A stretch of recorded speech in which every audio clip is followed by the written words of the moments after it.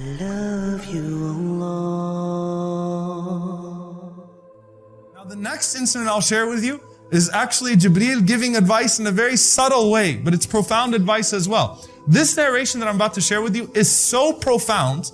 Al-Hafidh ibn Rajab rahimahullah, in his famous book Al-Khushu' fi Salah, Humility in Prayer, the last chapter is just about this hadith, even though it has nothing to do with prayer, because of what it means. The Prophet ﷺ, he says in authentic hadith that I was sitting with Jibrael alayhi salam. فَإِذَا انشَقَّ أُفُقُ السَّمَاءِ, and then all of a sudden the sky split, وَنَزَلَ مَلَكٌ, and an angel came down.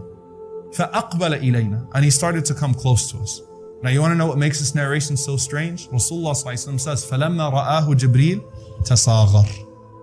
When Jibrael saw this angel, he became smaller. He held himself. The ulama say tasaghar, he held himself, like bracing for something.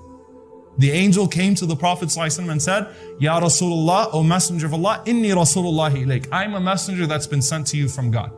Ukhayyiruka. I'm giving you a choice. Bayna an takuna nabiyyan abda aw nabiyyan malika. I'm here to give you a choice. Either you're a prophet who lives like a king, or a prophet that lives like a humble slave. Who can give me an example of Nabi and Malika? A prophet that lives like a king. Sulaiman alayhi salam, Dawood alayhi salam. And Nabi and Malika means that you'll live comfortable. Look, you can have a great life, live very comfortably, be a king, have the riches of this world, do whatever you want, and you'll still have the hereafter. It's not going to decrease from you in any way whatsoever. So you can either be that, or you can continue to live like a humble slave. I mean, the Prophet ﷺ used to go nights in hunger, stones tied to his stomach. He suffered from poverty at the very worst, even after success, right?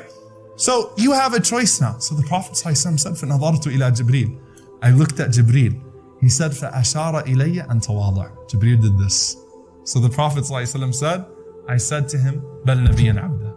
I'll choose to be a prophet that lives like a humble slave. So the angel left. So I looked at Jibreel alayhi salam. This was very strange. Jibreel alayhi salam said, هذا الملك, this angel, لم ينزل قبل اليوم. He's never been down before this day. So the Prophet ﷺ says, فَمَا بَالُكَ تَصَاغَرْتَ. Why is it that you got smaller and we're afraid? He said, وَاللَّهِ مَا ظَنَنْتُهُ نَزَلَ إِلَّا بِقِيَامِ السَّاعَةِ. He said, I swear by Allah, I didn't think that he came except to announce the day of judgment. Who was that angel? Israfil. When Jibreel saw Israfil come down, he thought it was all over. So Jibreel even became afraid at the sight of Israfil. And Ibn Rajab rahimahullah, he ends his book with Bal Nabiyyan Abda, choose to be a humble servant. And how did this affect the Prophet ﷺ physically as well? I mean, obviously he continued to live in very humble means. The Prophet ﷺ, when he used to eat his food, sometimes he'd lay back, recline and eat. But after that incident, the Prophet ﷺ would only eat his food sitting up.